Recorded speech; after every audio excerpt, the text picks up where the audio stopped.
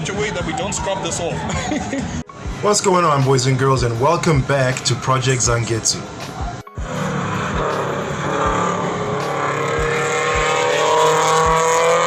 Welcome back to another video. Apologies that it's been a bit of a while since the last upload. Things have just been a bit busy.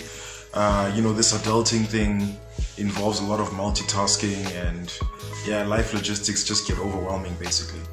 But yeah, this is gonna be maybe the start of a new series that I might be doing on the channel. I'm gonna be calling it Spotlight Review as a working title for now.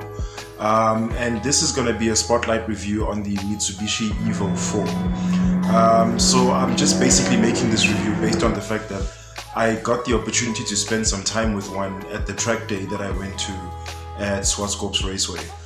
Didn't really get a ride along or sit in it or anything, but I got some time to be around it and take some B-roll footage. And it's always been one of those cars that I've been interested in, specifically because it's so closely linked, you know, like in terms of rivalry as well as class. It's a very similar class of car to the Subaru, and it's always been, their rivalry has always been, like, you know, famous in the rally stages back in the day.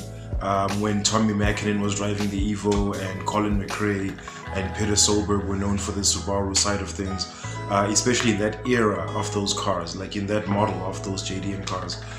The rivalry was very sort of like popular between Mitsubishi and Subaru.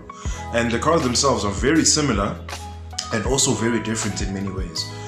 They are both 2-liter turbo, all-wheel drive saloons that are that have bucket seats that come standard, and they have all the rally regalia that comes with the car, the big wing for downforce and the aggressive aero that can also be found in other parts of the car to improve you know, things like stability, downforce and handling. But yeah, so naturally it being that type of a competitor and also that similar to Subaru's, it's always had my attention. So there's always been, like, you know, conflicting opinions about the differences between the cars, you know, like in terms of power and performance. So I've always understood that the Evos were always like a slight bit better and at everything they did than the Subarus were. The Subarus apparently were always superior on gravel because of how the suspension and the all-wheel drive was set up. And then with Evos, they handled better on track, and they understeered less apparently, because Subarus are also known for understeering, even though the all-wheel drive system by default sends about, I think, 60% of torque to the rear and 40 to the front. They are quite known for understeer at the limit. And then with Mitsubishi Evos, I think they have something called the AYC, like a anti-yaw sensor control or something like that. The Evo 4, even this trim, it pushes out about 204 kilowatts, and I think the Subarus during this time were maximum kicking out about 195, because I do know that the Blob-Eye STI, my shape of Subaru, that was about 195 kilowatts, and then the WRX was about 179.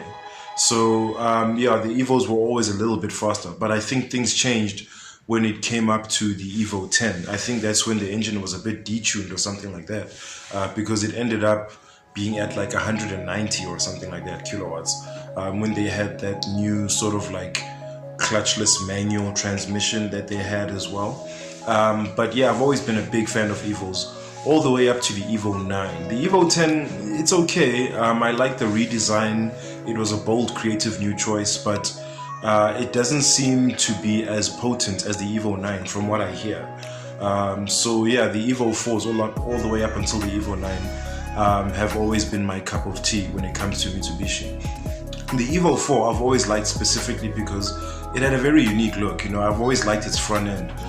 Those huge rally spotlights in the bumper.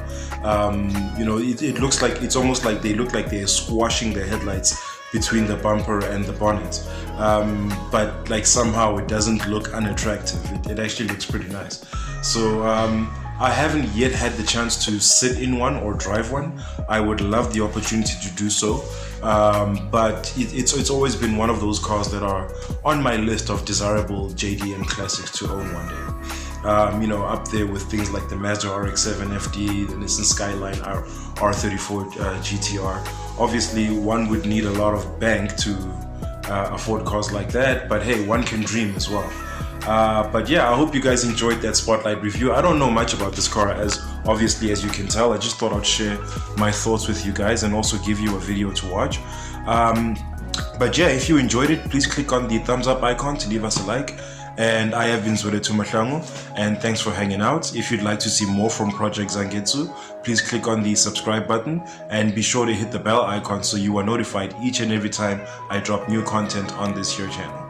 And as usual, people, take care of each other, stay awesome, and keep the dream alive. Peace out.